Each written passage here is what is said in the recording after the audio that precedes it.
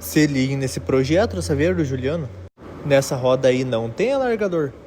O som ali dentro é uma SD 8000, uma SD 800, processador da Stetson e fonte da Taramps. E isso daí toca esses 4 Hard Power 1850. Se alguém já viu uma roda desse jeito, comenta aqui embaixo. Os caras cortaram o meio da roda e soldaram ela ao contrário, para ela ficar assim para fora. E teve um seguidor que comentou para colocar uma anteninha PX, mas já tem anteninha, tá aí a bicha. E os caras fizeram esse esquema da roda de cortar e soldar ao contrário nas 4. Será que se a polícia parar é só falar que se confundiu na hora de montar? Esse negócio aqui. Para, não tem cadela? Nossa, que olho louco, cara. Sacanagem. E aí tá o homem destrancando a saveira pra nós fazer o vídeo, parece que tá morando aí dentro. Se gostou desse projeto, já segue a gente e deixa o like. E se ficou com alguma dúvida, comenta aqui embaixo. Você tem a foto